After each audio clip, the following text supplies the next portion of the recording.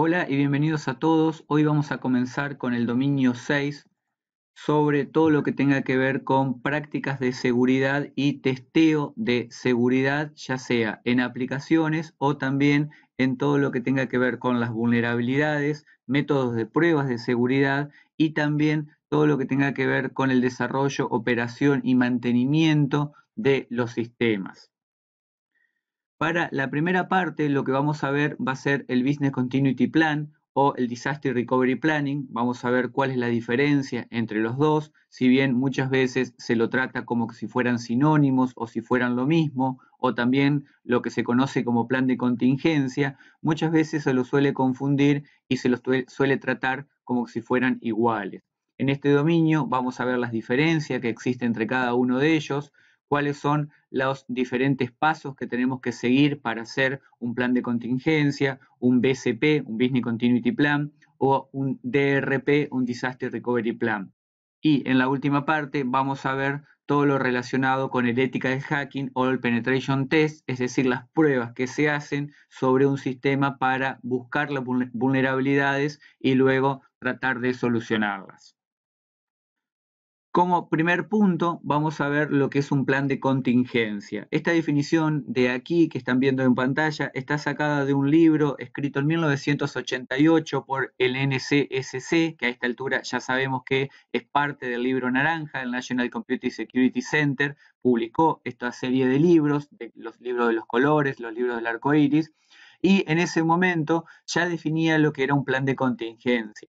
Resulta bastante curioso que 20 años después, 30 años después en realidad, estemos volviendo a definir lo que es un plan de contingencia e incluso 30 años después todavía el 80 o 90% de las organizaciones que tienen conexión a Internet todavía no tengan un plan de contingencia. Es más, todavía 30 años después seguimos discutiendo sobre la importancia de los backups y 50 o 60% de las organizaciones todavía no tienen backup. Esto queda de manifiesto, por ejemplo, con infecciones recientes de ransomware, de este tipo de malware que infecta sistemas, secuestra de alguna forma archivos y posteriormente exige un rescate por los mismos. Este tipo de amenazas no existiría si utilizaríamos backups. Sin embargo, los planes de contingencia, como decía, fueron definidos ya a finales de los 80, principios de los 90 y aún hoy seguimos sin entender su importancia. Un plan de contingencia, según este libro, es un plan de respuesta a emergencia, operaciones y backup y recuperación después de que ocurra un desastre.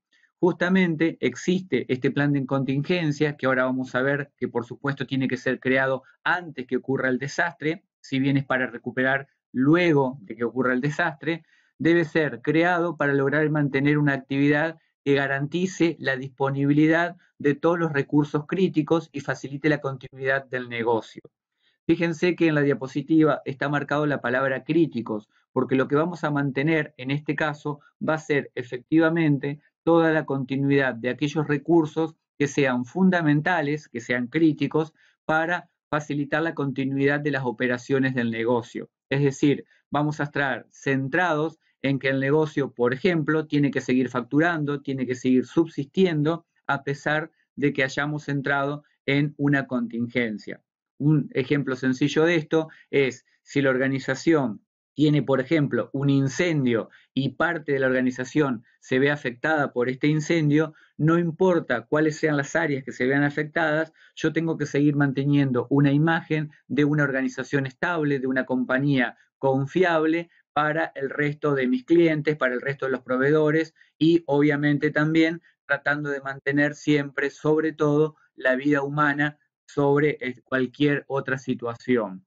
Así que un plan de contingencia, como decía, es cualquier tipo de plan que vamos a ejecutar luego de que ocurra un desastre, pero su planificación, por supuesto, tiene que estar realizada antes de que ocurra el desastre. Y siempre el objetivo va a ser tratar de mantener la disponibilidad de todos los recursos críticos y mantener la continuidad del negocio.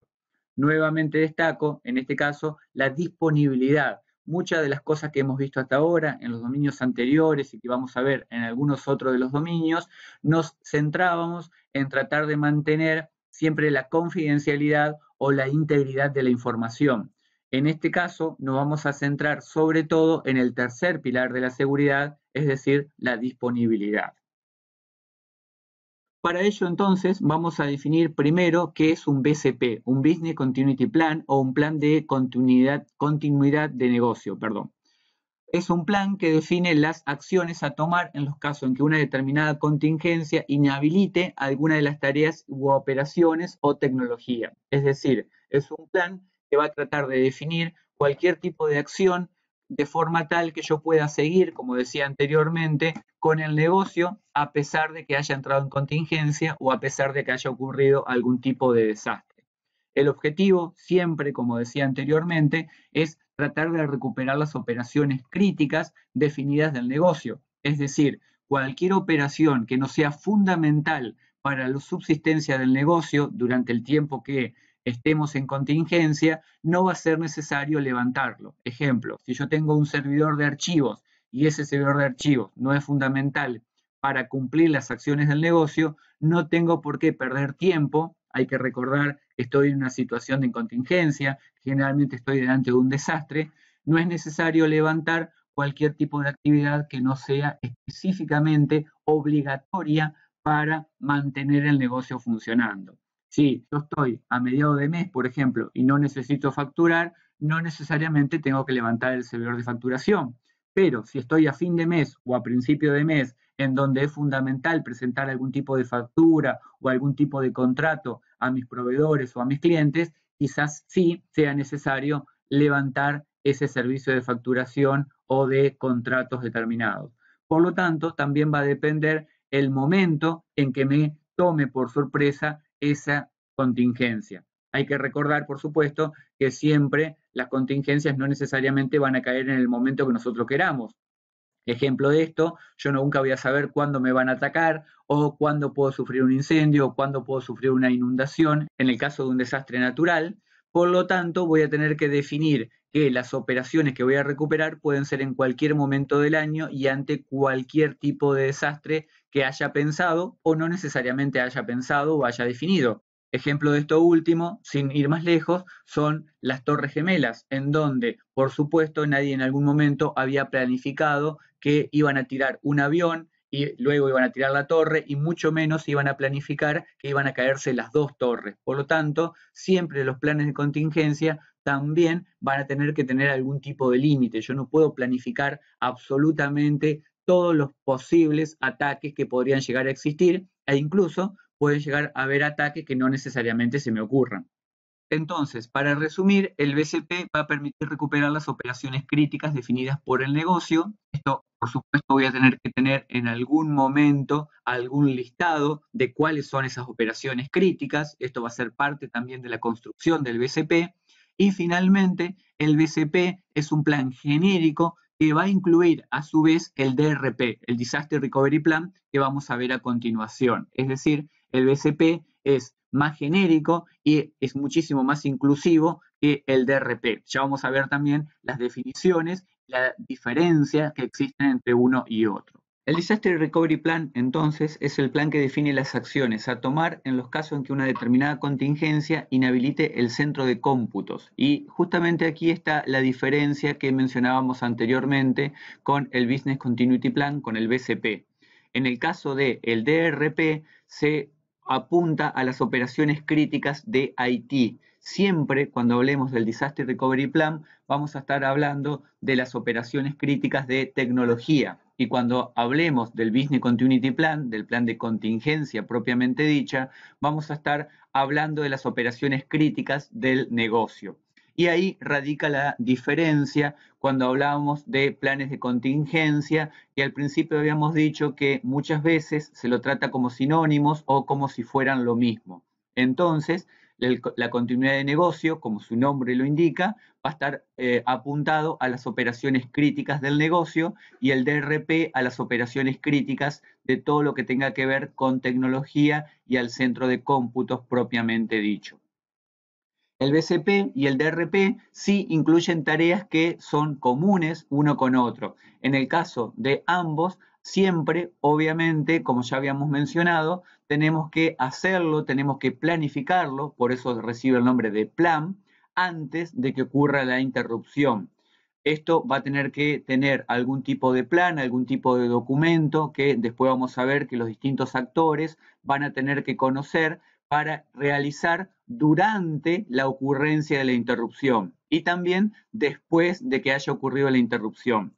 Es muy normal, lo vamos a ver más adelante, que muchas veces exista el plan, se entre en contingencia y tengamos esta contingencia, tengamos que actuar durante esta contingencia, pero muchas veces olvidamos qué es lo que tenemos que hacer después que la contingencia haya terminado. Ejemplo, si tenemos un accidente, por ejemplo, de un incendio, tenemos que tener perfectamente planificado qué hacer durante el incendio, qué vamos a hacer en el edificio, qué vamos a hacer con las personas, etcétera, y luego vamos a tener que definir cómo retomar las acciones posterior a que haya terminado el incidente, el incendio haya sido solventado y el problema haya sido solventado y la gente tenga que volver a su trabajo o bien volver a algún otro tipo de oficina en el caso de que el incendio haya sido realmente grave.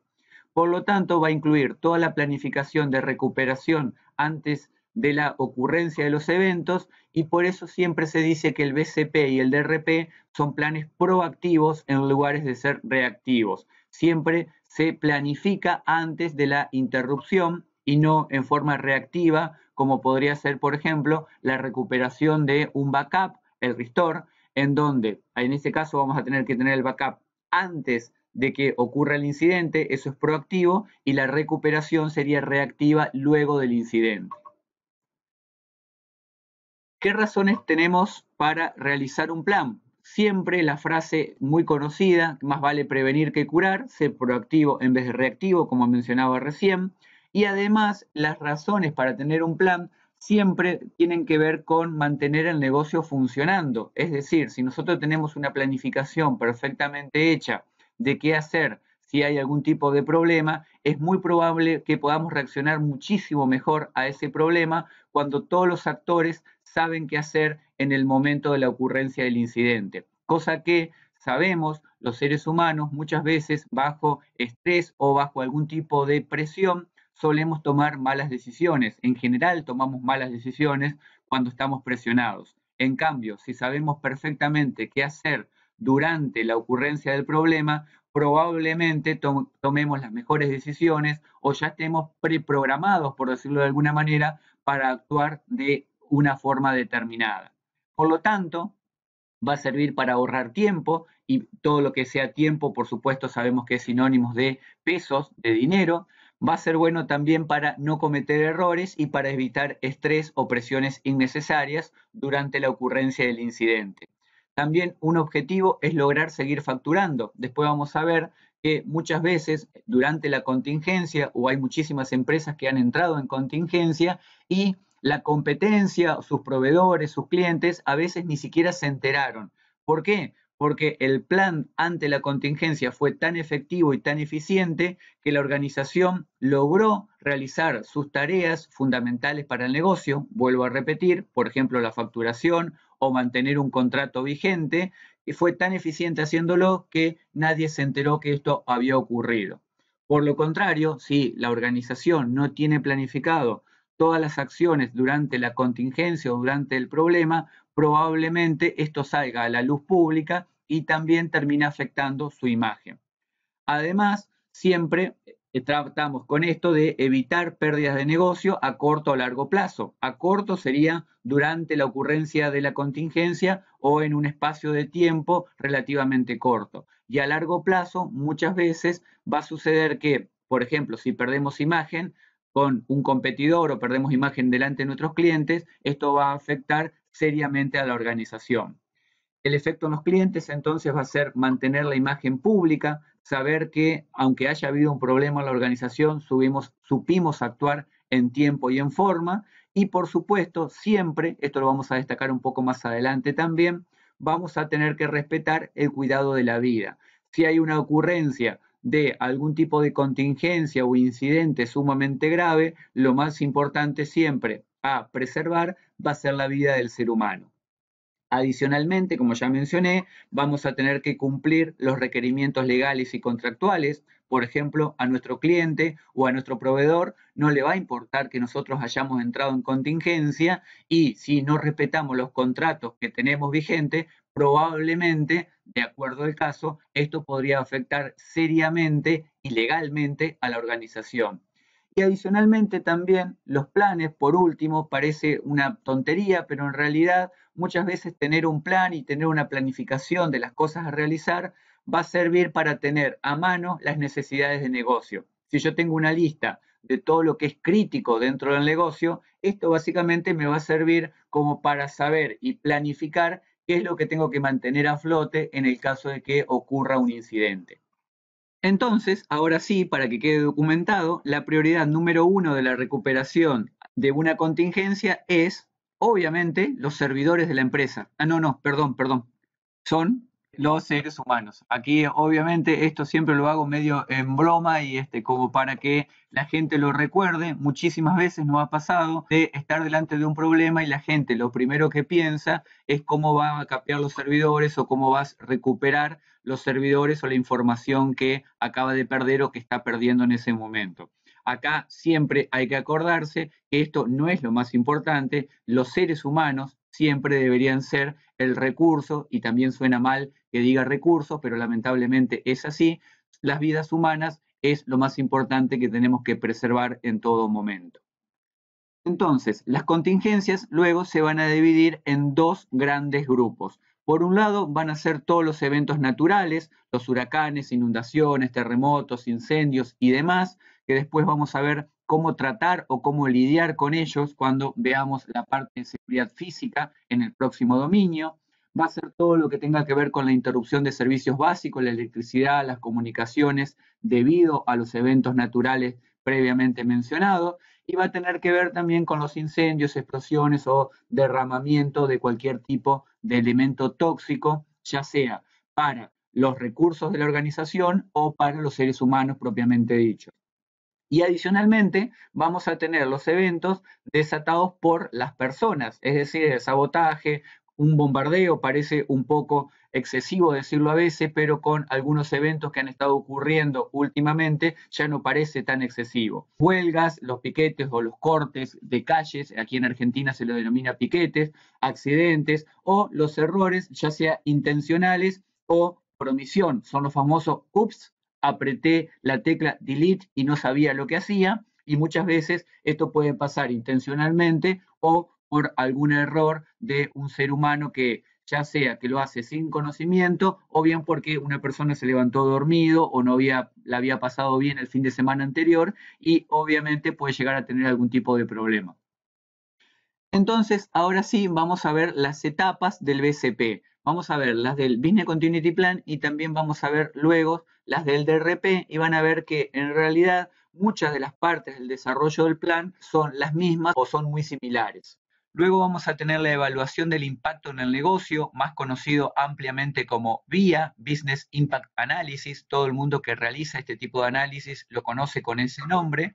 Luego vamos a realizar todo lo que tenga que ver con el Risk Assessment, o sea, el análisis de riesgo que ya vimos en el primer capítulo. Luego vamos a desarrollar el plan, es decir, vamos a llevar adelante las pruebas de este plan y ver si efectivamente funciona bajo las condiciones que nosotros hayamos establecido y en los escenarios que nosotros hayamos establecido. Luego vamos a realizar la aprobación e implementación propiamente dicha del plan, de forma tal que a partir de ese momento, si ocurre un incidente, el plan aprobado es el que se va a tener que llevar adelante, y luego la prueba y mantenimiento del plan, que vamos a ver que generalmente, igual que habíamos visto en las políticas del primer dominio, lo vamos a tener que realizar por lo menos una vez por año, de forma tal que cualquier cambio que haya ocurrido en el negocio o en las actividades, o ya sea también en las personas y en los puestos de estas personas, puedan permitir mantener el plan activado, de forma tal que no falle si hay que llevarlo adelante en un incidente propiamente dicho. ¿Cuáles van a ser los roles y las responsabilidades de las personas que estén en el plan o que estén involucradas con el plan? El primero de ellos va a ser, como siempre, la alta gerencia. Igual que habíamos visto en el dominio 1 y que habíamos visto en la parte de gestión de riesgo, si la alta gerencia no se involucra con el proyecto, difícilmente este proyecto o este plan pueda llegar a una aprobación final y a una aprobación que nos permita tener el plan activado en el caso de un incidente. Por lo tanto, la alta gerencia, como siempre, va a ser el actor fundamental y el actor más importante para que esta iniciativa funcione durante todo el proceso del negocio. Luego vamos a tener a las gerencias de unidades de negocio. A esto generalmente va a ser cada uno de los gerentes de todas las partes fundamentales de la organización, que van a identificar y priorizar los sistemas y las operaciones críticas de negocio. Quizás lo más importante a mencionar es que tenemos que armar el comité del Business Continuity Plan, igual que hablábamos del comité para la creación de políticas o el comité para la creación del proceso de análisis de riesgo.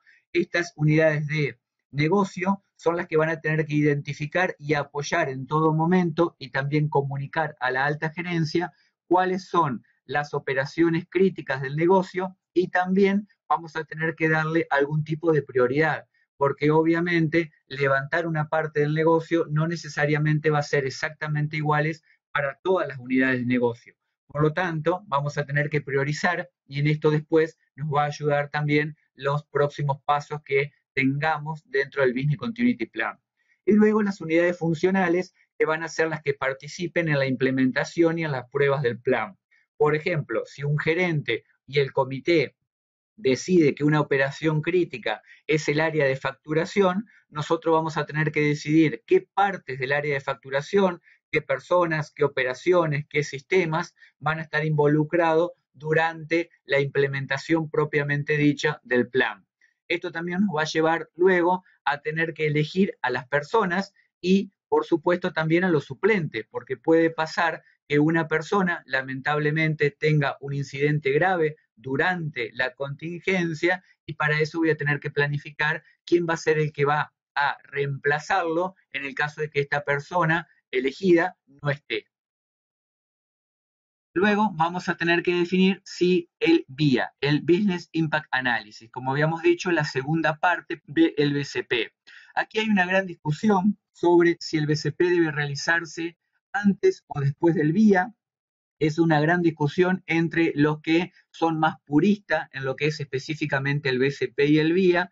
Nosotros no nos vamos a meter en esa discusión porque el 6SCP define que el BIA es parte del BCP, es decir, el BIA está incluido dentro del BCP. Como decía, hay algunos puristas que definen que esto debe ser a la inversa, pero para el 6SCP, el Business Impact Analysis, el BCP incluye al BIA.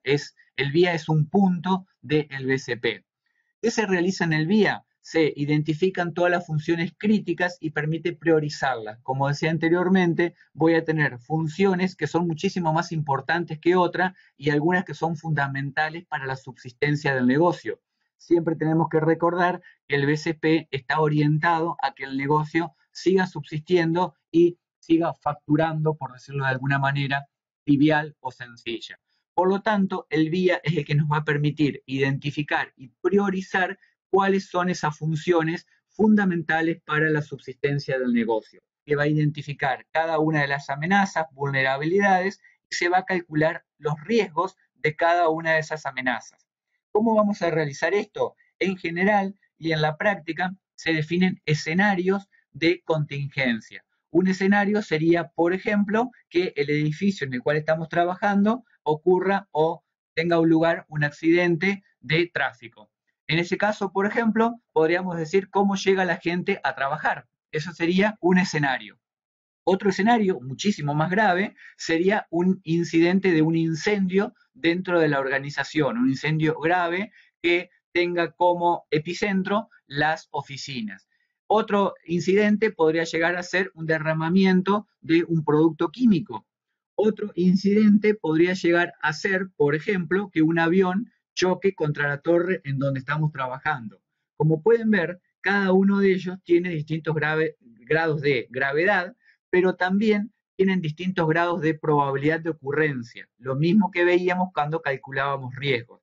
Obviamente, un accidente de un incendio, por ejemplo, obviamente podría llegar a ser muchísimo más probable que un avión choque contra una torre, o una inundación en una zona inundable va a ser muchísimo más probable que en una zona desértica, o una probabilidad de terremoto en Chile es muchísimo más probable, o en la zona andina, es muchísimo más probable que al este de la República Argentina.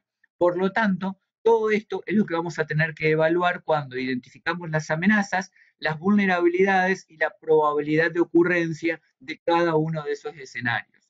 Generalmente lo que se hace es, de acuerdo al país en el que estoy, evaluar distintos escenarios. Por ejemplo, antes del 2001, en ningún momento se evaluaba un escenario de tirar un avión contra una torre o que un auto choque a cierta cantidad de personas que estén reunidas en un lugar determinado.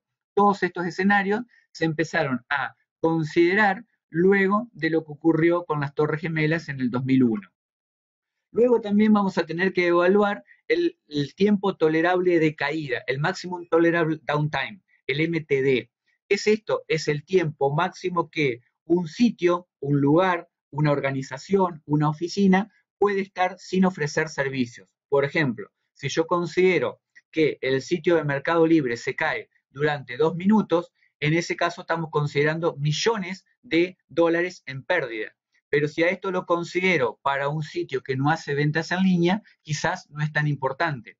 Por lo tanto, el máximo tiempo tolerable de caída va a depender pura y exclusivamente del tipo de negocio del cual estemos hablando. Si es un negocio, por ejemplo, de la industria petroquímica que no vende productos en Internet, probablemente si su sitio institucional se cae, no va a ser importante. Pero, como decía anteriormente, si se cae el sitio de Mercado Libre, esto quizás pocos segundos sea el MTD tolerable. En cambio, en la industria química quizás pueda estar el sitio caído durante una semana y nadie se dé cuenta. Luego vamos a tener que evaluar las funcionalidades, las operaciones y los recursos que van a tener que seguir brindándonos servicios. Vamos a tener que evaluar nuestro sistema financiero y las responsabilidades legales y regulatorias. Como ya mencionábamos en el dominio 1, hay muchísimos aspectos legales y también regulatorios y de nuestros contratos que vamos a tener que cumplir.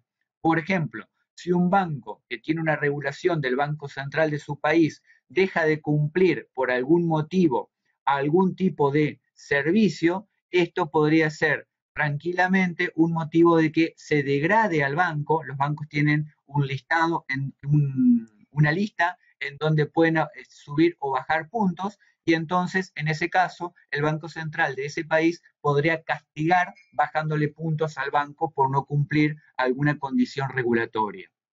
Y luego vamos a tener también la imagen y la reputación que ya mencioné varias veces. Esto va a ser de acuerdo a cómo sea afectada la organización y de acuerdo también a cómo lo vea la opinión o cómo lo vean los diarios o cómo lo vean las noticias de ese día. Muchísimas veces suele suceder que ocurre un ataque, por ejemplo, hace muy poquito tiempo una organización muy grande española sufrió una infección de malware que fue extremadamente pequeña la infección propiamente dicha, pero sin embargo empezaron a aparecer capturas de pantalla en todos los medios de noticias y en todos los diarios, y esas capturas de pantalla de la infección dio lugar a que parecía una crisis internacional terriblemente alta. Sin embargo, la cantidad de máquinas infectadas habían sido extremadamente pocas. Entonces, muchas veces la imagen y la reputación no necesariamente van a reflejar la realidad, pero lo que ve el público sí se va a reflejar en las acciones, se va a reflejar en el monto de las acciones, en el valor de las acciones, y se va a ver reflejado también en cómo los clientes confían o dejan de confiar en una organización determinada. Con respecto al VIA, lo primero que vamos a tener que hacer es obtener el material necesario para realizar el análisis. Esto quizás es la parte más complicada porque muchas veces cuando tenemos que recolectar la información no sabemos de qué fuentes lo tenemos que hacer. Lo mejor en general es tratar de reunirse con los responsables de cada una de las áreas, con los gerentes, como decíamos anteriormente, y desarrollar algún tipo de entrevista, de forma tal que en estas entrevistas vamos a tratar de determinar cuáles son las funciones críticas de esa área y si luego que tengamos todas las entrevistas, realizar un análisis de la información obtenida para ver cuáles son las áreas más importantes y gracias a qué áreas el negocio va a seguir subsistiendo y cuáles áreas no son tan importantes de forma tal que, de última, si no están durante un tiempo, durante el tiempo de la contingencia, podríamos seguir subsistiendo sin esas áreas. Por lo tanto, acá lo más importante durante el análisis de la información es tratar de determinar qué personas nos dicen la verdad y cuáles exageran, porque si nosotros le preguntamos a un gerente determinado si considera que su área es fundamental para la organización,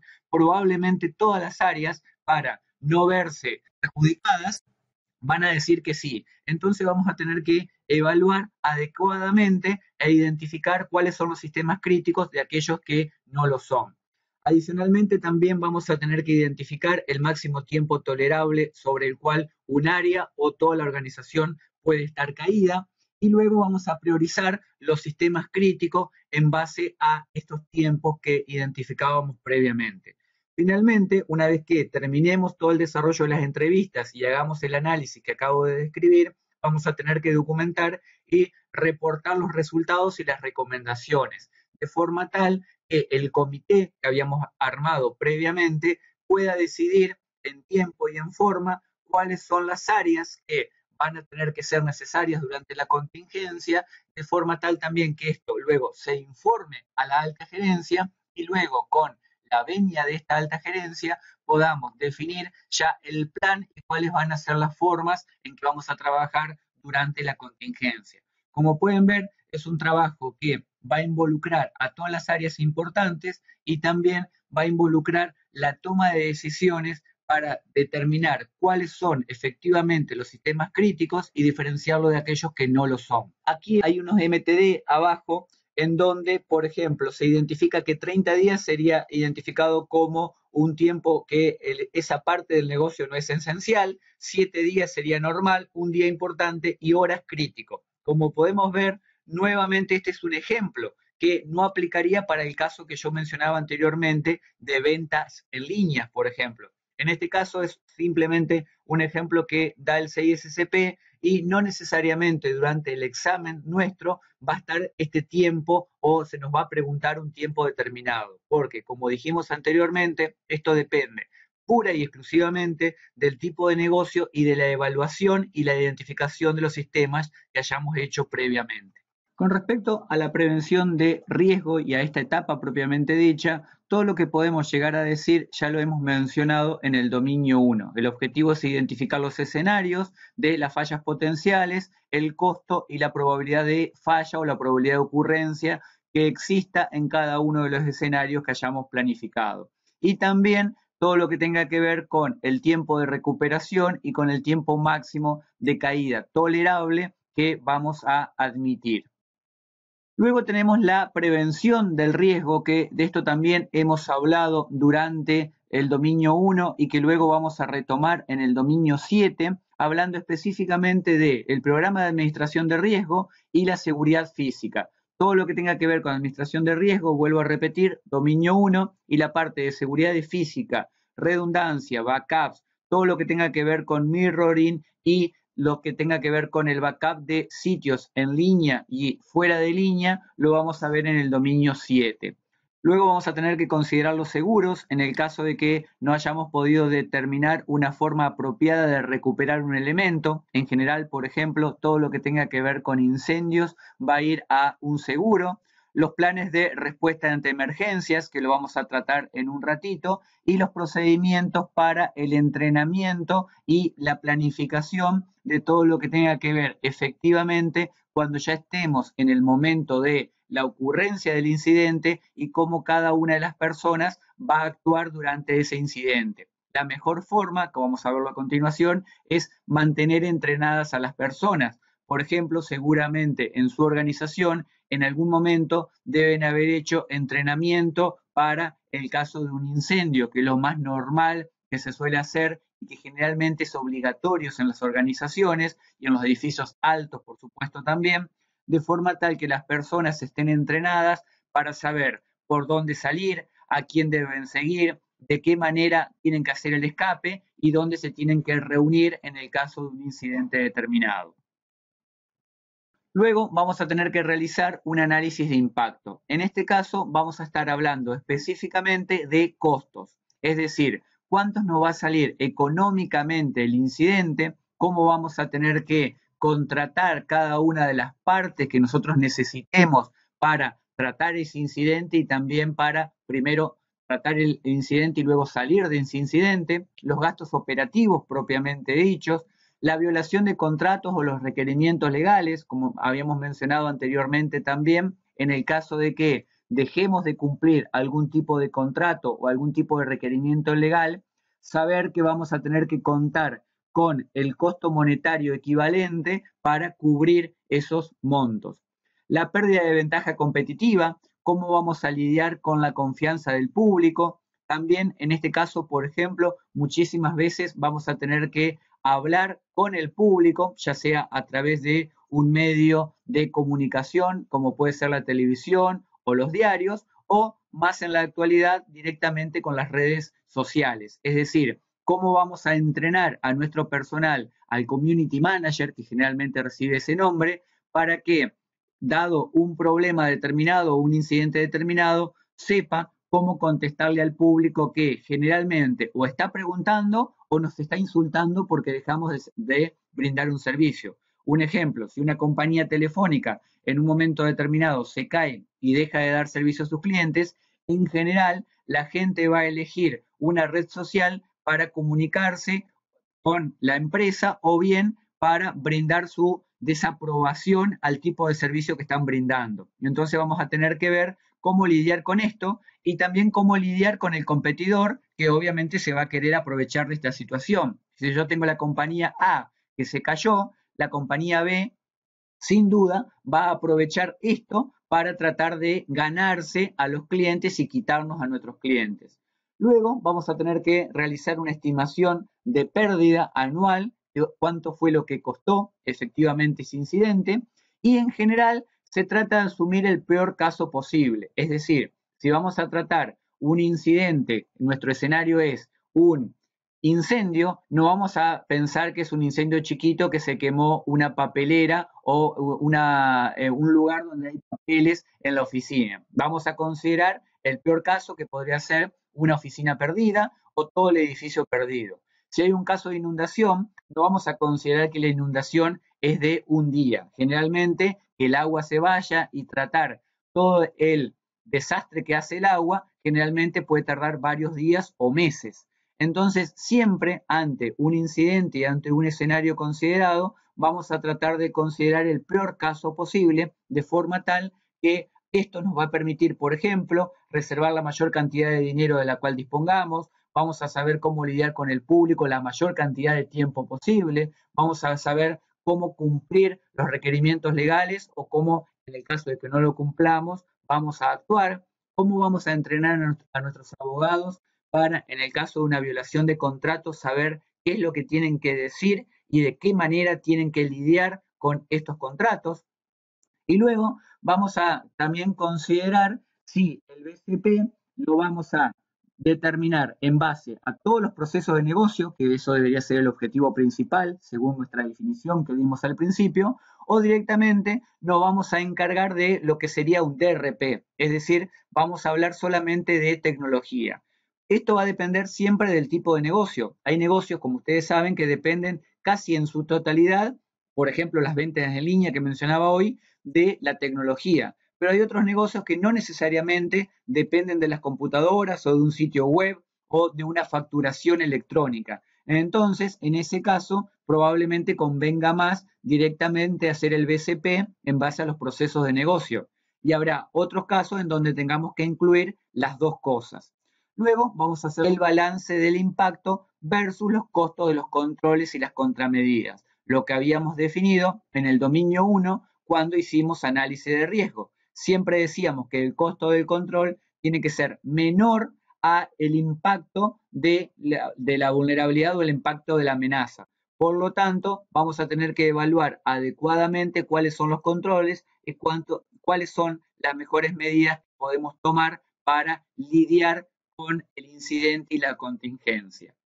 La próxima etapa, la selección de estrategias, es decir, Si yo tengo varios incidentes posibles, para tratar cada uno de los incidentes voy a tener seguramente varias estrategias. Ejemplo de esto es, si yo tengo un incendio, puedo hacer dejar consumir todo el edificio sin tratar de lidiar con el incendio propiamente dicho, y de esta manera no pongo a las personas en riesgo y dejo que el seguro se encargue. O a veces incluso suele suceder, y ha pasado muchas veces, que cuando llegan los bomberos con el agua terminan destruyendo más que lo que destruyó propiamente el incendio.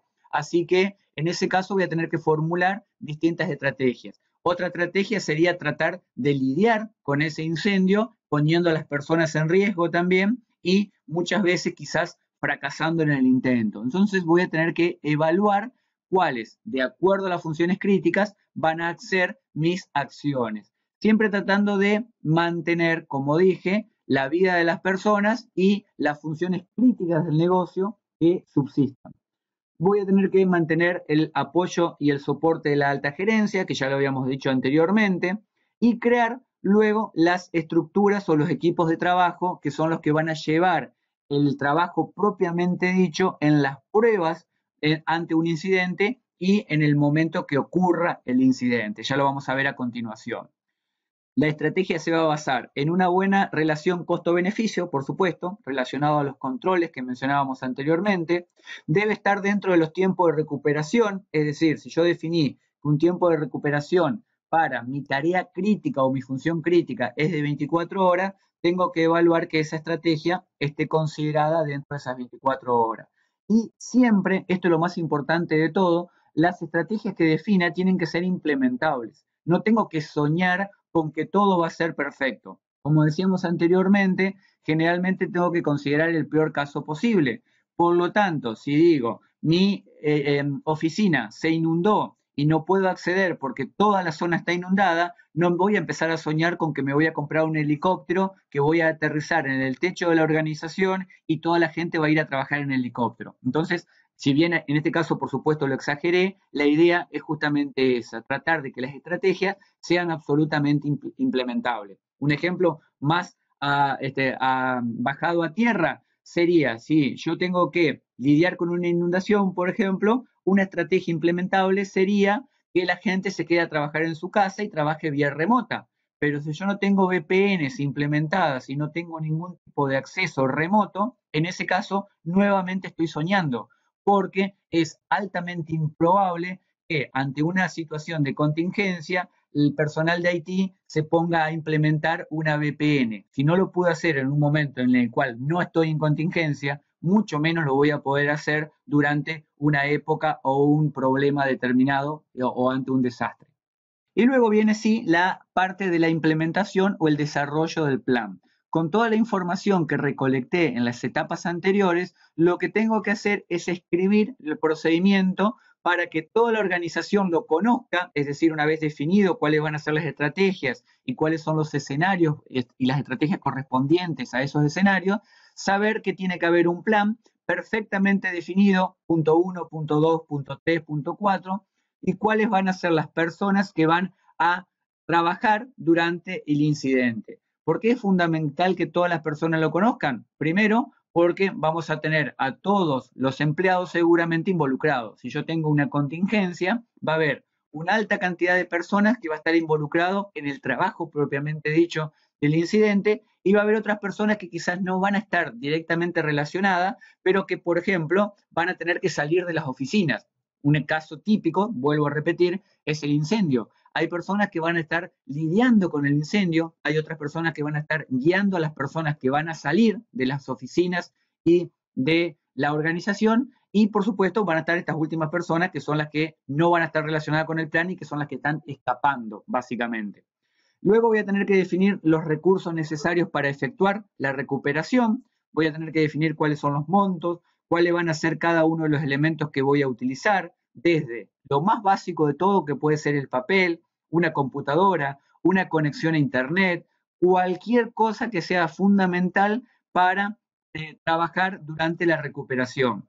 Y luego voy a tener que negociar aquellos aspectos que no serán soportados in-house, Por ejemplo, en el caso de que yo decida que una persona va a trabajar remoto, voy a tener que llegar a un acuerdo con esta persona y vamos a suponer que está en una zona alejada y no tiene internet, voy a tener que negociar, por ejemplo, el pago de internet de esa persona. Estoy suponiendo un caso quizás no demasiado común hoy en día, pero puede suceder. No necesariamente una persona tiene que tener internet en el lugar donde viva. Y luego la mitigación propiamente del riesgo, que volveríamos a hablar sobre lo que ya tratamos en el dominio 1. ¿Cuáles son los recursos necesarios que podríamos considerar? Primero, todo lo que tenga que ver con recursos informáticos, por supuesto, desde el hardware, las comunicaciones, las aplicaciones y lo más importante de todo, que esto vuelvo a repetirlo, lo más importante de todo, los datos. Esto lo vamos a tratar luego en el dominio 7, que es la forma de lidiar con los datos para que estos datos estén disponibles en tiempo y en forma, ya sea a través de múltiples localizaciones, backups, etcétera, de forma tal que cuando yo los necesite, los datos los pueda tener y trabajar con ellos. Las localizaciones, justamente, para el equipamiento de personal, dónde los voy a ubicar, si tengo que hacer algún tipo de traslado de hardware o traslado de personas, si lo voy a llevar a otro lugar, a otra sucursal, a otra provincia. Todo esto también lo vamos a tratar durante el dominio siguiente, el dominio 7. Luego, lo que sea específicamente relacionado con las personas. Cada persona va a tener una función específica que va a tener que llevar a cabo durante el plan. Como dije anteriormente, hay personas que van a estar directamente relacionadas con el plan y otras que directamente no van a estar, pero que tengo que saber cómo hacer que escapen y que no estén durante la contingencia. Y luego, quizás las cosas que muchas veces se olvidan, se consideran poco importantes, por ejemplo, un formulario de facturación. Si el sistema entra en contingencia y no puedo facturar a través de un sistema digital, ¿cómo hago para facturar? Tengo que facturar, no queda otra. Entonces voy a necesitar los formularios. Hagan la prueba en su organización y vayan a preguntar, sobre todo si son organizaciones grandes, ¿dónde están los formularios de facturación? ¿Están actualizados? ¿Están vigentes? ¿Sirven para lo que tengo que hacer en este momento? ¿Cuánto hace que se vio el último formulario de facturación o que alguien facturó a mano? ¿Alguien sabe facturar a mano? Todo esto son preguntas que me tengo que hacer durante las etapas de desarrollo para luego contar con estos recursos. El aire acondicionado, los equipamientos de seguridad, todo esto vamos a hablar durante el dominio 7 también, cuando hablemos de seguridad física. Durante la contingencia voy a tener también lugares de almacenamiento off-site, quizás un depósito, quizás otra sucursal. Estos son siempre también sitios alternativos en donde podría llegar a procesar información, tener algún tipo de hardware, quizás tramitar todo lo que tenga que ver con el transporte del hardware y de los datos, cómo voy a llevar, ejemplo, si tengo cintas de datos, cómo los voy a llevar y cómo voy a recuperar y voy a procesar los backups y restaurar esos backups, lo que tenga que ver con las comunicaciones que ya mencioné, el espacio de trabajo, el equipamiento de la oficina, la documentación, los artículos de escritorio que mencioné anteriormente, la seguridad del personal. Ejemplo, si estoy ante una situación de crisis, como pudo haber sido el año 2001 aquí en Argentina, donde toda la gente, por ejemplo, hacía algún tipo de protesta contra los bancos o quería dañar sus vidrieras o quería ingresar a los bancos, voy a tener que considerar cuál es la seguridad. Muchas veces incluso voy a tener que considerar contratar seguridad privada adicional para evaluar qué tan segura es mi organización. Proceso de negocio de administrativos críticos, ver, por ejemplo, si las personas que están relacionadas a un proceso de negocio crítico, cuento con esas personas o no. Puede pasar que haya ocurrido un incidente y ya no cuente con ellas. ¿Quién va a tomar el lugar de estas personas? Ver cómo voy a hacer la comunicación con los proveedores, la información de contratos, las negociaciones. Ejemplo, si tengo que entregar un producto en un momento determinado y hay una fecha límite para entregar ese producto, cómo voy a hacer las negociaciones con los proveedores y con los clientes. El equipo de trabajo, la información de contacto. Es sumamente importante que esté actualizada todo lo que tenga que ver con información de contacto, ya sea de bomberos, de policía y también de personal interno. Por ejemplo, mucha gente cambia de teléfono celular y si yo tengo que en el plan dice comunicarse con el gerente de ventas al número 1555XX y quizás esta persona al 1555 lo cambió hace 2 años y nadie se había dado cuenta y nadie había actualizado el plan. Ante esto, por supuesto, voy a tener un problema porque nuevamente, si estoy en una situación de contingencia, es poco probable que con todo el estrés y la presión que tenga pueda llegar a contactar con esta persona e informarle lo que le tenga que informar. Y adicionalmente, que lo vamos a ver en un rato, los procedimientos de retornos a las operaciones normales, es decir, cuando ya salí de la contingencia.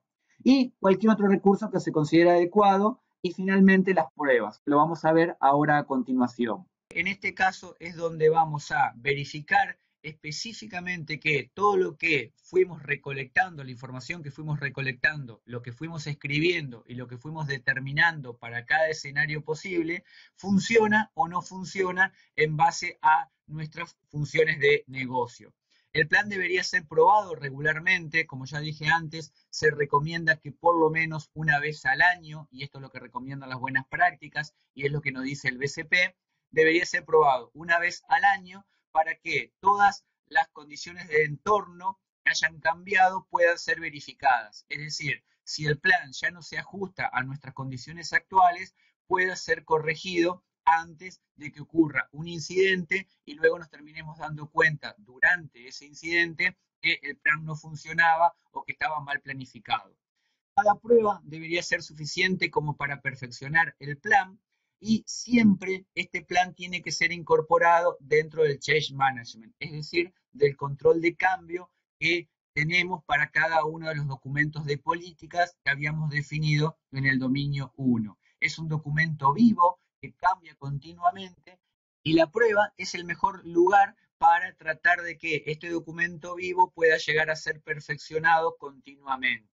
Se deben planificar ambientes controlados y escenarios predeterminados. ¿Qué significa esto? Que si yo estoy probando un escenario de incendio o de inundación, por supuesto, y aunque parezca obvio, no tengo que inundar o incendiar las oficinas para probarlo. Siempre nuestros escenarios o nuestros ambientes van a estar controlados, pero tratando siempre de verificar lo más real posible. Es decir, si en una situación de escape de las personas desde un piso 25, la primera vez que realizo la prueba tardé media hora, lo ideal es que en la segunda prueba tarde 20 minutos, luego 15 y así sucesivamente, hasta ajustarlo lo más perfectamente posible a lo que podría llegar a ser una situación de caos de ese edificio en particular. Y luego la organización no podría o no debería intervenir sus tareas normales durante la realización de las pruebas. Generalmente esto tiene que estar perfectamente planificado para que dure un tiempo específico y luego seguir con las tareas tradicionales. Es decir, que muchas veces la prueba del plan, solo la prueba, muchas veces nos hace trabajar delante de un incidente como si fuera real. Esto no debería ser así, sino que tenemos que tratar de simular los escenarios lo más cerca posible a la realidad sin llegar a la realidad propiamente dicha. Y luego, quizás una frase que a mí me gusta mucho, lo que es las pruebas de contingencia, ya sean BCP o DRP, es que si en una prueba sale todo bien, significa que está todo mal. No puede ser que en una prueba salga el 100% de las cosas correctamente. Esto es absolutamente poco usual. Sí, nosotros realizamos las pruebas y vamos haciendo check 1, check 2, check 3, como que todo está correctamente verificado, significa que en realidad no estamos probando todo. Vuelvo a lo mismo. Si en una prueba salió todo bien, significa que no estamos probando adecuadamente el documento. ¿Qué tipos de prueba puedo llegar a hacer? La primera de ellas es el checklist que acabo de mencionar. Son copias de los planes que son distribuidas a cada una de las gerencias y la gerencia tendría que hacer una revisión muy detallada de cuáles son cada uno de los puntos. Verificar que el punto 1 esté adecuado, que el punto 2 sea adecuado, que el punto 3 sea adecuado y así sucesivamente. Esto no es una prueba propiamente dicha replicando el escenario como decía anteriormente, pero sí es una aprobación de cada una de las gerencias para que, por ejemplo, si en esa gerencia tiene que haber 4 personas involucradas y yo escribí en el plan que tiene que haber 5 personas involucradas, evidentemente recolecté mal la información y es el momento adecuado, sin llegar a la prueba propiamente dicha, de darme cuenta que en esa gerencia no hay 5 personas, sino que hay 4. Luego voy a hacer un seguimiento estructurado para que cada una de las áreas afectadas se reúna a revisar el plan. Lo ideal es que haya reuniones de comité en donde cada una de las gerencias se reúna con el resto y discutan si el plan es adecuado o no. También es un buen momento para encontrar errores graves en los planes. Y luego sí, viene propiamente dicha la simulación, en donde todo el personal aprobado por cada una de las gerencias va a estar involucrado y se va a reunir en una sesión práctica con todos los materiales necesarios que va a contar durante la contingencia. La idea siempre es seguir el test hasta, en el caso de que haya una reubicación del sitio, por ejemplo, esa reubicación sea lo más real posible de acuerdo al escenario que hayamos planificado. Ejemplo, si tengo dos sucursales y una de las sucursales estoy simulando un incendio, la idea sería que algunas de las personas quizás se van a ir a su casa, pero las personas que son fundamentales para que el negocio siga funcionando tienen que ser reubicadas en la otra sucursal. Otro tipo de prueba que puedo hacer son las pruebas en paralelo, que generalmente estas son las pruebas más críticas o más importantes que se hacen durante el BCP y durante el DRP. Los sistemas críticos son ejecutados en un sitio alternativo, que esto lo vamos a ver un poquito más adelante, y los resultados del procesamiento del sitio alternativo son comparados con los resultados del sitio primario. Por eso se llaman pruebas en paralelo, son muy comunes en sistemas, sobre todo, pero no toda la gente de la empresa tiene por qué conocerla. Como decía, lo que se hace es comparar los resultados de procesamiento en un sitio alternativo con los resultados reales del sitio primario. Si hay algún tipo de diferencia, significa que el sitio secundario no está listo para brindar todas las funciones que brinda el sitio primario. Si por el contrario son idénticas, significa que el sitio secundario ya está listo para brindar ese procesamiento. Y luego una prueba que no, por lo general, no es demasiado recomendada y no se suele hacer, excepto en casos en donde ya el negocio sea extremadamente crítico, son las pruebas de interrupción completa, en donde en este caso sí, ya se simula directamente una contingencia exactamente igual a la real. Ejemplo, si la contingencia es un corte de luz, en este caso lo que se hace es cortar la luz directamente, no se simula un corte de luz y se trata de simular entonces las condiciones más reales posibles y la interrupción completa del negocio. Algunas otras consideraciones que tengo que tener para terminar las pruebas. Las pruebas tienen que realizarse alternando el personal. Esto es con lo que mencionaba anteriormente, de que si hay un incidente en donde una persona, por ejemplo, tiene un accidente grave o llega a morir incluso, tengo que tener alguna forma de suplir este puesto. Por lo tanto, lo ideal es tratar de ir alternando a las personas que están haciendo las pruebas de forma tal que haya dos o tres personas que puedan realizar la misma tarea en el caso de que ocurra un incidente grave. No es absolutamente necesario efectuar todas las pruebas completas, lo que mencionaba anteriormente, no es extremadamente necesario, pero se recomienda. La periodicidad de las pruebas dependerá del grado de movilidad del plan.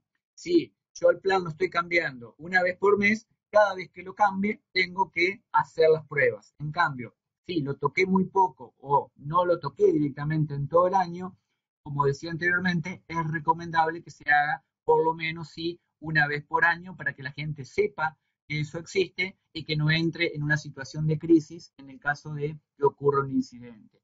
Y como ya dije, el resultado de una prueba debe servir como feedback para mejorar el plan. Todo plan que se esté probando concienzudamente debe servir para mejorarlo. En cambio, si no saco ninguna mejora de una prueba, significa que la prueba la hice mal. Es tan fácil como eso. Y luego, entonces, toda prueba que haya sido 100% exitosa significa que fue mal realizada. Ahora sí, entonces, vamos a comenzar con lo que es el Disaster Recovery Plan propiamente dicho. Vamos a ver que muchas de las cosas que ya mencionamos para el BCP también aplican en el Disaster Recovery Plan o más conocido como DRP. Ante todo, el objetivo, que ya habíamos mencionado que era proteger a la organización de cualquier tipo de falla en los servicios de información o más específicamente en el centro de cómputo o todo lo que tenga que ver con sistemas y con tecnologías de la información, con TI propiamente dicho.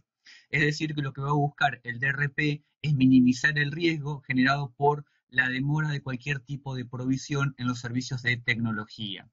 Habíamos dicho que la principal diferencia que existía entre el BCP y el DRP era justamente que el primero de ellos se orientaba al negocio y el DRP, el que estamos viendo ahora, busca garantizar la confianza en todo lo que tenga que ver con los sistemas.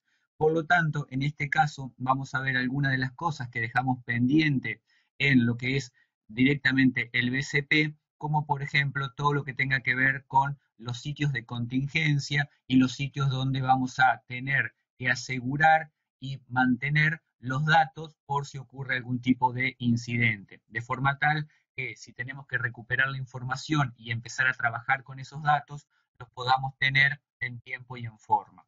Lo que no vamos a definir aquí y que se va a definir en el dominio siguiente son lo que tiene que ver con los backups propiamente dicho, los tipos de backup propiamente dicho, y lo que tenga que ver con la disponibilidad en los RAID.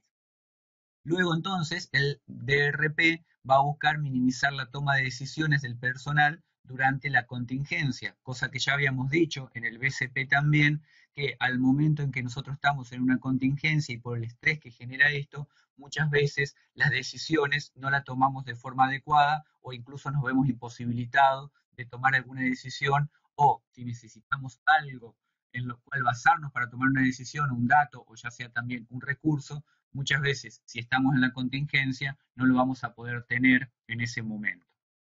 Primero, lo que vamos a hacer, igual que hicimos en el BCP, es planificar todo lo que tenga que ver con la continuidad del procesamiento de datos.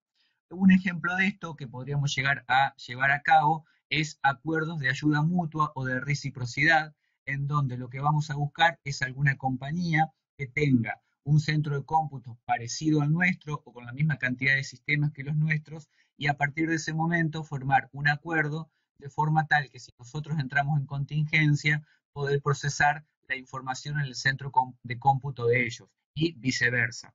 Esto generalmente en Latinoamérica no se ve demasiado comúnmente porque muchas veces si es una empresa que es parecida a la nuestra, probablemente sea competencia y difícilmente quiera ayudarnos o difícilmente nosotros queramos ayudarlos a ellos. Entonces, muchas veces, si bien existen los acuerdos de reciprocidad, no son demasiado normales.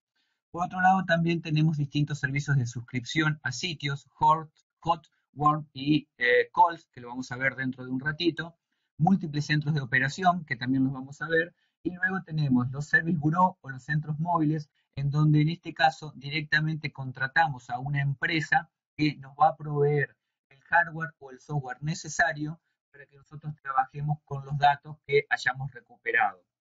Es decir, si nosotros tenemos una contingencia y no disponemos de los dispositivos o no disponemos de las aplicaciones, obviamente tenemos que disponer de los datos, estos service bureau o compañías nos ofrecen lo que necesitemos, los recursos que vayamos a necesitar y a partir de ahí podemos procesar la información para luego seguir nuestra actividad en forma no normal, porque no estamos trabajando en normalidad, pero sí por lo menos que no se note tanto que estamos en una contingencia. Y luego vamos a tener también, semejante a esto, servicios de provisión de hardware y software que también generalmente van a ser precontratados.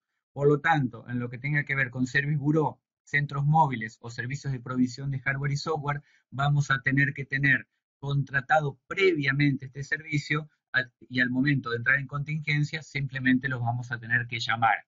Cosa que generalmente va a ser mucho más difícil si no lo tenemos contratados previamente. Eso no quiere decir que no lo podamos contratar durante la contingencia, pero como ya se habrán dado cuenta, seguramente la empresa se va a querer aprovechar de esta situación y probablemente el servicio de suscripción sea un poquito, entre comillas, más caro.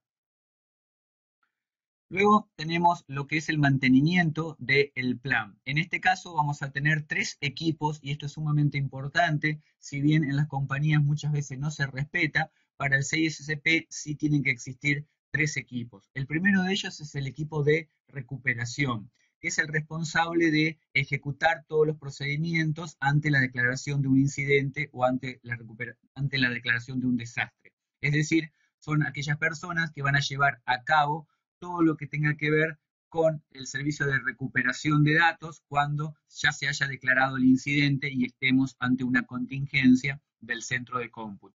Una cosa que por ahí no aclaré y que es importante es que muchas veces podemos tener a nuestro centro de cómputo en contingencia, pero la compañía no está en contingencia. Es decir, tenemos algún tipo de problema, el famoso se cayó el sistema, y la organización sigue trabajando sin ningún tipo de problema, pero nuestro centro de cómputo sí tiene inconvenientes y sí tiene que volver de alguna manera a trabajar de forma normal. El siguiente equipo es el equipo de salvataje, que es el responsable de volver el sitio primario a sus niveles operativos normales. Es decir, es el equipo que va a tratar de encarar cualquier tipo de recuperación, que esa recuperación sea lo más rápido posible para que todos los sistemas vuelvan a trabajar de forma normal. El equipo de recuperación y el equipo de salvataje muchas veces pueden ser el mismo sin ningún tipo de problema, pero lo que tiene que quedar claro es que uno trabaja para ejecutar procedimientos de recuperación de datos estando en la contingencia y el otro trabaja para volver a la normalidad lo más rápido posible. Y finalmente vamos a tener el equipo de reanudación de operaciones que va a ser el responsable de volver las operaciones al sitio primario. Es decir, si en algún momento nos vemos obligados a mudarnos, ya vamos a ver a dónde nos podemos llegar a mudar los datos y a trabajar con otro software, con otro hardware, sea con una empresa de terceros o internamente dentro de un centro propio que tengamos, este equipo, este tercer equipo, va a ser el que luego de finalizado el desastre, luego de finalizado el incidente, vuelva todos los datos al sitio primario. Puede pasar que el sitio primario no exista más, ante una contingencia grave podría llegar a suceder. De todos modos, en algún momento se tiene que determinar que el sitio secundario donde empezamos a procesar de nuevo la información, por ejemplo, pasa a denominarse sitio primario. Esto puede suceder sin ningún problema. Lo que tiene que quedar claro es que esto se tiene que documentar. Con lo que respecta a las copias del plan, esto es exactamente igual a lo que vimos en el BCP, también es un documento vivo, el plan tiene que estar escrito y también tiene que ser probado, igual que hicimos con el BCP, y lo que es más importante es que siempre tenemos que tener la copia más reciente del plan y que esta copia la tengan todas las personas. Es muy normal que muchas veces distintas personas que están relacionadas con la recuperación de desastre tengan copias distintas del plan, lo cual, si yo me quedé con un plan del 2012 y las otras personas están trabajando con un plan actualizado a este año, seguramente van a ser distintos. Por lo tanto, seguramente las tareas que van a estar realizando pueden llegar a ser inconsistentes entre una persona o un grupo de personas y otro grupo de personas. Entonces, aunque parezca algo trivial y algo básico, tenemos que tener perfectamente versionados los documentos y estos documentos cada vez que se actualiza tienen que ser reemplazados para que todos los involucrados tengan las copias actualizadas. Por lo tanto, también se tiene que evitar la existencia de múltiples versiones en donde estén almacenados y donde se impriman o que cuando se imprima siempre sea la última copia. Luego tenemos que asegurar que la información de los contactos esté actualizada, lo mismo que ya habíamos mencionado en el BCP. Esto va a ser los contactos de las personas que estén involucradas en el plan y los contactos de las personas con todo lo que tenga que ver con elementos externos a la organización, como puede ser la policía, los centros médicos, los bomberos o cualquier organización o persona involucrada directamente en el trabajo durante la contingencia. Y luego vamos a tener que asegurar que se adquiera y se modifique o se elimine cualquier tipo de elemento crítico cuando estos ya no se necesiten en el plan, de forma tal que si yo necesito adquirir un elemento, estos se adquieran antes de entrar en contingencia. Y lo mismo si necesito eliminar algún tipo de elemento desde el plan. Algunos otros aspectos a considerar, por ejemplo, la relación con los grupos externos, como decía anteriormente, emergencias, policía, bombero, ya lo habíamos mencionado, y un elemento sumamente importante y sobre todo con el advenimiento de las redes sociales es la prensa, que también lo mencioné, y también el contacto con los community managers y cómo vamos a manejar y cómo vamos a entrenar a los community managers y a las personas de prensa específicamente de la organización para que se comuniquen con la prensa externa y que den los mensajes adecuados. Y generalmente lo ideal es que haya una sola persona que dé un solo mensaje. Lo peor que se puede hacer durante una contingencia es brindar mensajes contradictorios, en donde una persona diga, está todo bien, no pasó nada, la otra persona diga, estamos en un incendio, y la otra persona diga, estamos perdiendo datos, y así sucesivamente. Esto lo que da, en realidad, es sospechas de que todos están mintiendo. En vez de tener un mensaje único en donde nosotros vamos brindando la información que queremos a la prensa y al público y a nuestros clientes sobre todo también, esto tenemos que hacerlo de la mejor manera posible. Si no, lo que se hace es perder confianza en la organización. La relación con los empleados, esto también lo mencioné anteriormente, cómo nos vamos a comunicar con ellos, si se van a quedar trabajando en la casa, si van a tener que ir a trabajar a la organización, si van a tener que ir a otro lugar a trabajar, si ese lugar no va a llegar con un medio tradicional de transporte, cómo los vamos a llevar hasta allí. Todo esto lo tenemos que tener en cuenta. También lo relacionado con los fraudes y crímenes. Puede suceder, como sucedió en el 2001, por ejemplo, en Argentina, que ya dije antes también, que si entramos en contingencia haya grupos organizados que intenten, por ejemplo, realizar algún tipo de fraude, crimen o robo a la organización, ya sea un robo entrando físicamente a la organización, a la empresa, al edificio, o bien alguien que se aproveche de los sistemas de información y, por ejemplo, haga algún tipo de fraude con los datos. Todo esto, lo ideal es tenerlo estudiado y de forma tal que si entramos en contingencia no nos obligue a tomar decisiones inmediatamente durante esa contingencia. Desembolso financiero, también lo mencioné anteriormente, contar con el dinero y el acceso a las cuentas o al dinero en efectivo o a lo que sea necesario para pagar los gastos adicionales que vamos a tener durante el incidente. Y luego, que ya lo dije, las relaciones con los medios de prensa, TV, radio, redes sociales y cómo nos vamos a comunicar con ellos y quién se va a comunicar con ellos. Ahora sí, entonces vamos a hablar de los tipos de sitios alternativos que mencioné anteriormente. El primero de ellos son los centros de cómputos duales, que son recomendados para aquellas organizaciones que no aceptan ningún tipo de inactividad sin afectar el negocio. Es decir, que tienen que estar funcionando 99.999, 5 nueves, y esto es generalmente organizaciones que necesitan estar en línea todo el tiempo.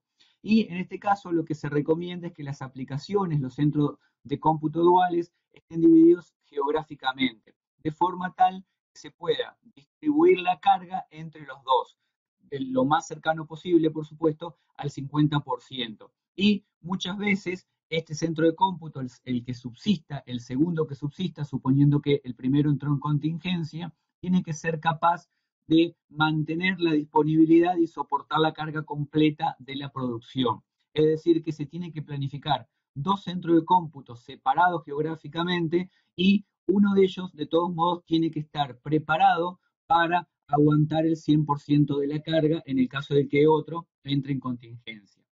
El siguiente es el hot site. En este caso es un sitio propio o alquilado, completamente configurado y está totalmente listo para operar inmediatamente posterior a que se inicie la contingencia. En este caso, lo único que falta son los datos que van a tener que ser extraídos desde el backup por las personas, obviamente. Y en este caso, fíjense que es lo más parecido al centro de cómputo dual, porque voy a tener en el centro de cómputo dual voy a tener absolutamente todo igual y reflejado, obviamente también los datos. En el hot site voy a tener lo más parecido posible al sitio original, pero no voy a tener los datos. Y también lo que hay que remarcar es que el hot site es un sitio propio generalmente o alquilado, es decir, que voy a tener un acceso inmediato a ese hot site. No lo voy a tener que negociar o ir a buscarlo ya en el momento que esté en la contingencia. El siguiente tipo es el warm site, sería el sitio tibio, que no es caliente y tampoco es frío, es un sitio alquilado, en este caso fíjense que ya se hace diferencia con el anterior, que generalmente era propio, tiene el equipamiento, pero este equipamiento está parcialmente configurado. Suele ser el más utilizado por los costos y las ventajas. El costo sobre todo es porque no tengo que tener dos sitios exactamente iguales uno con otro, sino que con tener parcialmente configurado me alcanza y esto por supuesto disminuye los costos. Y adicionalmente la ventaja es que como tengo la mayoría de las cosas, no voy a demorar tanto tiempo en levantar ese sitio. Tampoco va a ser la inmediatez del hot, pero acá vemos que se hace un balance costo-beneficio entre las ventajas y lo que me cuesta tener ese sitio configurado, siempre teniendo en cuenta que se supone que no voy a entrar una vez por mes en contingencia. Lo ideal es que no entre nunca, pero suponiendo que voy a entrar, vamos a hacer algo exagerado, una vez por año, es una buena relación costo-beneficio. Y luego tenemos el cold site, son instalaciones alquiladas también, con suministros básicos, y acá no voy a tener nada configurado. Lo único que voy a tener es el medio ambiente, el cableado eléctrico, todo lo que tenga que ver con el aire acondicionado, la energía, etcétera, pero no voy a tener ningún tipo de equipamiento propio y tampoco voy a tener nada configurado. Es decir, que si voy a entrar en contingencia y quiero empezar a trabajar, muchas veces me va a llevar bastante tiempo tenerlo listo para comenzar a producir. Al margen de esto, por supuesto, en el warm site y en el cold site, por supuesto, también tengo que recuperar los datos desde un backup. Luego voy a tener el sitio redundante. En este caso es un hot site mantenido por la empresa. Son dos sitios exactamente iguales, como decía anteriormente, pero de nuevo, en este caso voy a tener que llevar los datos. Y en el mobile site es el centro de datos que está ubicado en un remolque o en un contenedor, y en el caso de que ocurra un desastre yo voy a poder llevar ese contenedor. Generalmente ese contenedor está arriba de un camión o de un barco, en el caso de que tenga acceso marítimo o por río a la organización, y de forma tal que lo voy a poder llevar y empezar a procesar allí. También, como dije anteriormente, en los mobile sites muchas veces son alquilados a terceros, y de esta manera la organización a quien se lo esté alquilando me acerca el sitio móvil para que yo procese los datos. Con respecto a las ventajas y desventajas de cada uno de los centros que vimos recién, vamos a comenzar con el centro de datos dual. Las ventajas es que tiene poco o ningún tiempo de inactividad, puedo inmediatamente comenzar a trabajar si ocurre la contingencia en uno de los sitios. La facilidad de mantenimiento, porque a ambos lo tengo que mantener de la misma manera, y no es necesaria la recuperación de los datos porque estoy trabajando en los dos centros de cómputo con la misma información. Con respecto a la desventaja de un centro de datos dual, es la opción siempre más costosa porque tengo que tener todo replicado y requiere hardware, redes, personal redundante. Y muchas veces la distancia también puede ser un problema porque tengo que mantener al menos dos sucursales que son exactamente iguales, dos sucursales del centro de cómputo me refiero, que sean exactamente iguales, y muchas veces voy a tener que lograr que las personas que entraron en contingencia en uno de los centros, tengo que llevarlas al centro que es el duplicado. Y esto puede generar muchísimos problemas para mantener ese sitio duplicado. Con respecto a las ventajas y desventajas del hot site, primero, las ventajas permite probar la recuperación de datos porque al tener el backup yo voy a poder probar en este sitio alternativo que el backup que hice en uno de ellos lo puedo recuperar en el otro y viceversa. Esto me facilita la prueba de los backups y la restauración de los mismos. Son altamente disponibles porque lo único que voy a tener es o voy a necesitar son los datos, y puede ser operacional dentro de las pocas horas, e incluso si está bien armado, simplemente voy a tener que el tiempo de procesamiento va a ser lo que tarde en tratar de recuperar el backup. Esto obviamente muchas veces pueden ser varias horas. Y con respecto a las desventajas, es caro, no es tan caro como el anterior, pero sigue siendo caro con respecto a lo siguiente, y es la solución interna más cara de los tres que vamos a ver: Hot, Warm y Cold. Con respecto a los sitios externos, se pueden aparecer problemas de compatibilidad de hardware y software. Me ha pasado, de hecho, en la práctica, que muchas veces un backup se hace con una herramienta y cuando voy al hot site se tiene otra aplicación o se tiene una herramienta distinta y por lo tanto se ve imposibilitado de recuperarse el backup. Con respecto a las ventajas y desventajas del warm y el cold, es el menos costoso, el cold en este caso, y es útil en caso de recuperaciones en centro de cómputos que no son urgentes o que nos requieren una criticidad alta. Y con respecto a la desventaja, no está inmediatamente disponible, está clarísimo después de todo lo que explicamos, y es necesario un trabajo bastante importante para ponerlo en línea, porque habíamos dicho que ni siquiera en este caso teníamos hardware y software instalado. Y con respecto a las ventajas del mobile site, es relativamente fácil de transportar, generalmente, como decía, al estar en contenedores, esto es un elemento autosustentable, por lo tanto, tiene todos los elementos que yo necesito, desde el aire acondicionado, la energía y, por supuesto, el hardware y el software, y esto lo puedo llevar a cualquier lugar donde lo necesite. Y generalmente están construidos con un enfoque modular. Esto pueden buscar algunos videos en YouTube en donde hay construcción de centros de datos modulares dentro de un contenedor.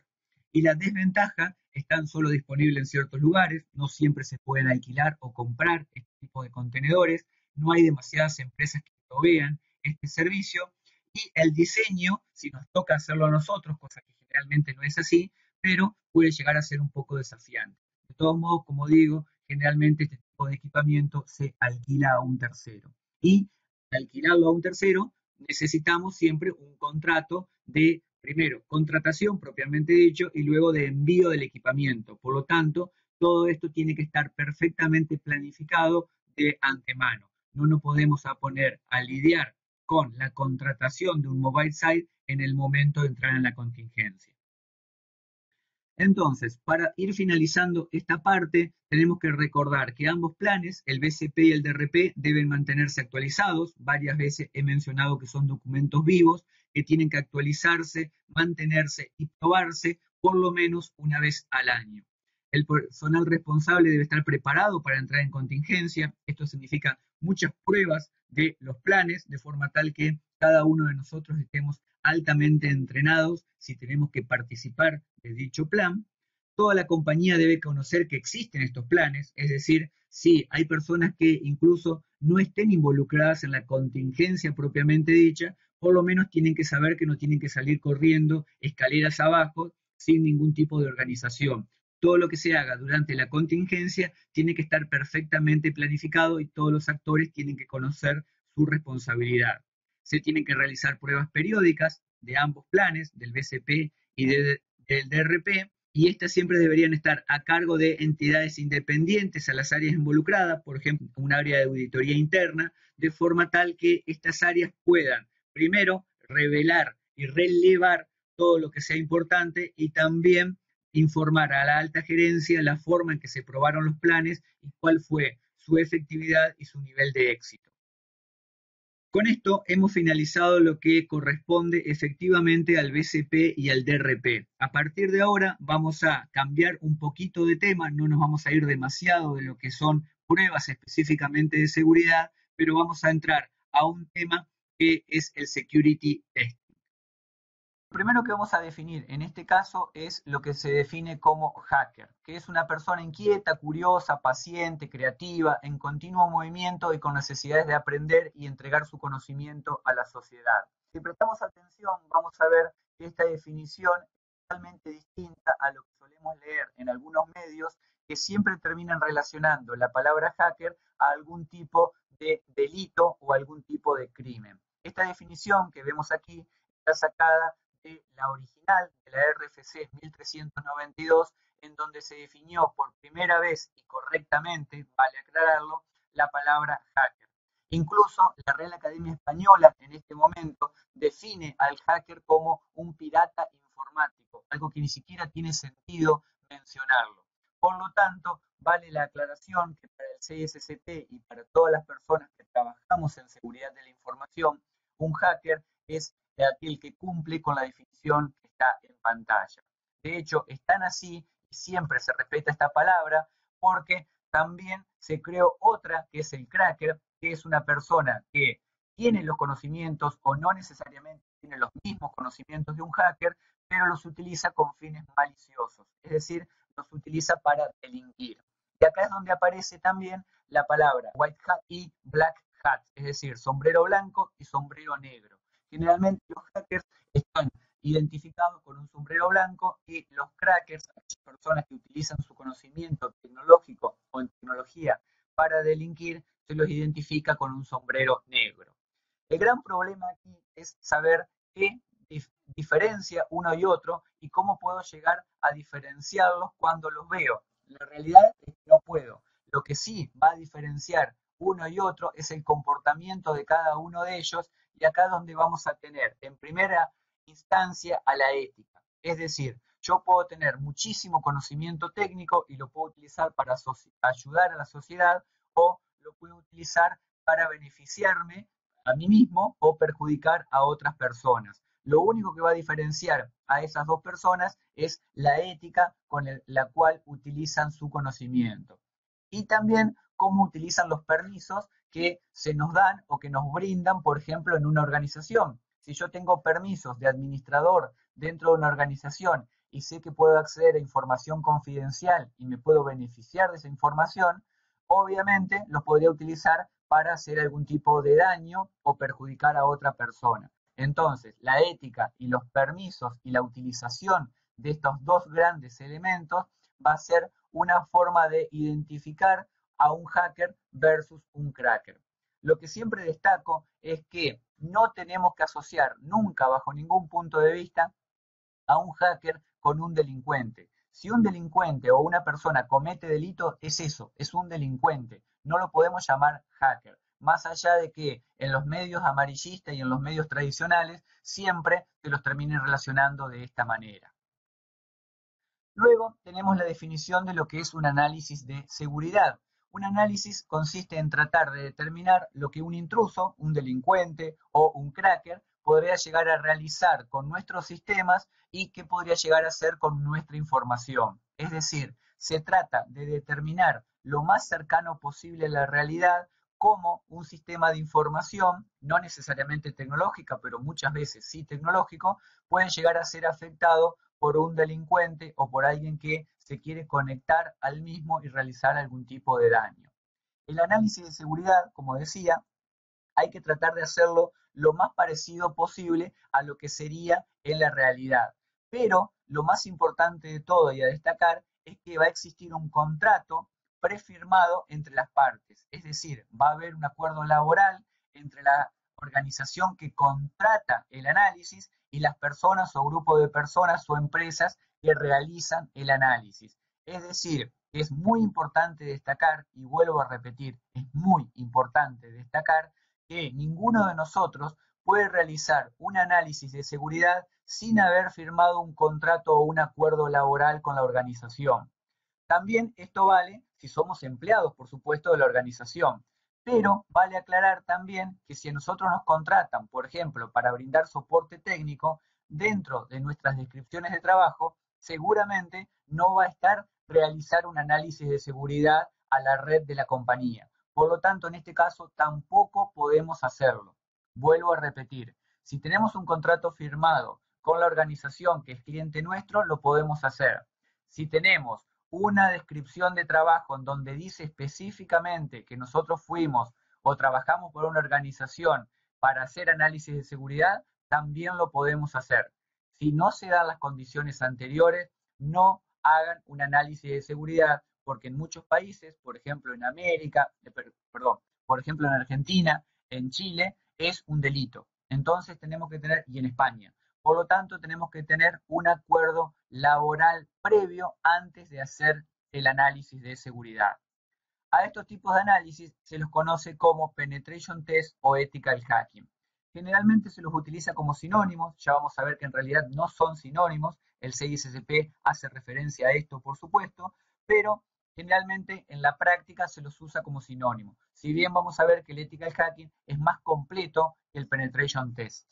Tipos de análisis. El primero de ellos se llama Vulnerability Assessment o BA, conocido en el mercado, es la identificación de los servicios disponibles y de las vulnerabilidades en los sistemas. En este caso, el BA empieza y termina con la identificación de las vulnerabilidades. En ningún momento va a incluir la explotación de las mismas, lo cual significa que es muchísimo más acotado que el siguiente, que se llama Penetration Test, el test de penetración. En este caso, se extiende el BA a la etapa también de explotación. Suele ser el más entretenido de todos, suele ser el que generalmente cuando alguien es muy técnico y le gusta este tipo de tareas, quiere realizar siempre primero de todo, pero es importante para aquellos que trabajamos en esto que muchas veces es imposible explotar una vulnerabilidad si previamente no la encontramos. Por lo tanto, el BA va a ser algo necesario antes del penetration test. Por supuesto, una organización puede contratar cualquiera de los dos, puede contratar solamente el BA, no hacer la explotación de ninguna vulnerabilidad para no correr riesgo que un sistema se caiga, o bien decirle al tester que prueba absolutamente todas las condiciones más cercanas posible a lo que sería un ataque real en donde se intenta explotar la vulnerabilidad. Y finalmente tenemos el ethical hacking, que como dije anteriormente es más completo que los otros dos, y en este caso el objetivo es muchísimo más amplio y se analiza todo el sistema de información, no solamente la parte técnica, que sería el penetration test, sino la parte física, es decir, vamos a involucrar también acceso físico, que lo vamos a ver en el dominio 7, y también se va a involucrar al factor humano, es decir, se van a realizar ataques de ingeniería social en donde vamos a tratar de manipular a las personas de forma tal que esas personas nos brinden información. La cantidad de recursos va a ser directamente proporcional a la extensión del análisis. Cuanto más extenso y más completo sea el análisis, más recursos de la compañía y de la organización y más caro también va a ser el tipo de análisis. Y lo que se menciona allí abajo como el Target of Evaluation, o más conocido como TOE, es lo que se va a estudiar, es decir, lo que se va a analizar o el objetivo de análisis dentro de la organización. Yo puedo analizar, por ejemplo, solamente el sistema de presupuestos, por decir algo, o el sistema de recursos humanos. Ese va a ser el TOE. O puedo tomar como TOE a toda la organización y a todos los empleados de la misma. Por supuesto, uno va a ser muchísimo más amplio, el segundo va a ser muchísimo más amplio que el primero. Con respecto a las fases de un análisis, estas son las fases a grandes rasgos, puede haber más o menos, pero en general se entiende que son estas. Lo primero que se hace es discutir con el cliente las necesidades de abordar las pruebas y tratar de determinar el TOE, el objetivo. Luego vamos a elaborar y firmar con el cliente un acuerdo de no divulgación que ya vimos durante el dominio 1, un NDA, de forma tal que todo lo que encontremos a partir de ese momento no va a poder ser divulgado a absolutamente nadie que no esté directamente relacionado con el proyecto. Luego vamos a organizar un equipo en donde cada una de las personas que participen de ese equipo van a tener distintos expertise de acuerdo a las pruebas que se van a realizar. Alguien podría ser experto en ingeniería social, otro podría ser experto en acceso físico, otro podría ser experto en accesos a Windows, otro podría ser experto a ataques a una S400, por ejemplo. Entonces, vamos a tener que disponer de distintas personas con distintos niveles de experiencia. Luego se van a coordinar con el cliente las pruebas, de forma tal que muchas veces lo que vamos a llegar al acuerdo es cuándo se va a realizar, en qué hora, en qué momento, quiénes van a participar, cuáles van a ser los objetivos del ataque en un momento determinado, y así sucesivamente. Luego vamos a analizar los resultados de las pruebas y a elaborar el informe. Suele ser por ahí a los que no les gusta escribir la parte más aburrida, entre comillas, porque tenemos que explayarnos sobre todo lo que encontramos en el informe. Este informe, si bien, como decía, puede resultar aburrido, es lo que va a reflejar nuestro trabajo. Si nosotros hicimos un trabajo de un mes, de un análisis extremadamente profundo, pero nuestro informe tiene 3 hojas, significa que no estamos mostrando todo lo que hicimos. Y luego, presentación del informe al cliente. En general, se van a presentar 2 informes. Un informe gerencial a la alta gerencia, con los resultados generales de lo que se obtuvo, y un informe técnico con todos los detalles de las vulnerabilidades halladas, cómo se explotaron dichas vulnerabilidades y las recomendaciones de cómo solucionar esas vulnerabilidades. Los tipos de análisis se van a clasificar de acuerdo a si es un posicionamiento interno o externo. Yo voy a estar parado fuera de la red, por ejemplo, y solamente voy a disponer de una dirección IP y lo voy a atacar. Ese sería un externo. Y un interno voy a estar posicionado dentro de la red, dentro de la intranet, y a partir de ahí voy a ver qué puedo llegar a hacer. Con respecto a la visibilidad, puede ser black box, es decir, sin ningún tipo de conocimiento técnico sobre el objetivo. Me van a decir, la empresa X quiero que la empieces a analizar. No voy a saber las direcciones IP, no voy a saber cuáles son los sistemas que utiliza, no voy a saber cuáles son los empleados, absolutamente nada. En el white box lo que voy a tener sí es conocimiento amplio de toda la organización. ¿Quién me va a dar ese conocimiento? La misma organización. Vuelvo a repetir, previo firmado del contrato. Y luego hay un punto intermedio, el gray box de caja gris sería, en donde voy a ir a empezar con un black box primero y a medida que vaya necesitando información o que no pueda avanzar, la organización se comprometa a darme un poquito más de información a medida que la vaya necesitando. El perfil del usuario que puedo llegar a simular cuando haga el ataque podría ser desde un administrador, un usuario técnico, podría ser un consultor externo o podría ser un usuario normal de la organización o un atacante. Directamente puedo simular el perfil de un cracker. Y luego los tipos de análisis que van a ser de acuerdo a su profundidad, si son de ingeniería social, si hago solamente ataques inalámbricos a las redes Wi-Fi, si hago ataque de negación de servicio, algo que suele ser bastante complejo porque significa que si el ataque tiene éxito, haría caer algún servicio de la organización. Por lo tanto, esto muchas veces se utiliza para probar los planes de contingencia, por ejemplo, que hablábamos anteriormente, en donde si estoy probando un DRP y estoy probando qué sucede si un sistema se cae, en este caso podría realizar una negación de servicio. En otros casos no suele ser ideal probarlo porque sí. Y luego acceso físico, que sería la última alternativa. Los perfiles del análisis, como ya dije anteriormente, pueden ser simular un usuario sin privilegios e intentar obtener privilegios dentro del sistema, simular un usuario administrativo con privilegios y ver qué puedo llegar a obtener, simular un tercero de la organización con acceso y otro sin acceso físico, simular un consultor, por ejemplo, o un auditor, usuarios con conocimientos técnicos, usuarios sin conocimientos técnicos y así sucesivamente. Es decir, voy a tratar de replicar la mayor cantidad de perfiles posible.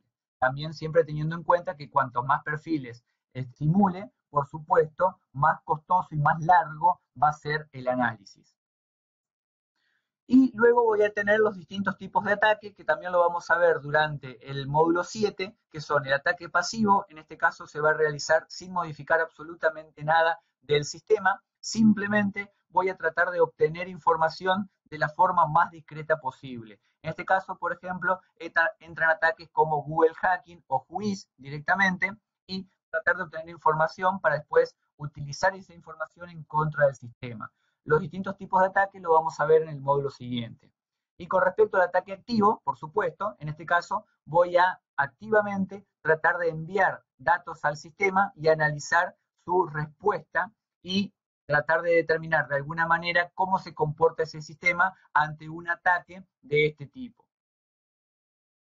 Y para finalizar este dominio, siempre vuelvo a destacar lo mismo. Siempre que se realice un análisis, se tiene que hacer con autorización previa. Voy a tener que seguir los mismos pasos que podría llegar a seguir un atacante real, pero siempre con un previo firmado de un convenio de confidencialidad entre la compañía y la organización que esté realizando el ataque o el análisis. Y por lo tanto no debería realizarse ningún tipo de tarea de auditoría de seguridad, de penetration test o de ethical hacking, sea cual sea el que se esté realizando, sin haber firmado un acuerdo legal. Recuerden esto porque cualquier otra práctica que nosotros realicemos, por más legal que la consideremos nosotros, si no hay un acuerdo previamente firmado, podría representar un delito de acuerdo al país en el cual nos encontremos. Con esto hemos finalizado el dominio 6. Nos vamos a ver próximamente en el otro dominio, así que muchas gracias y hasta luego.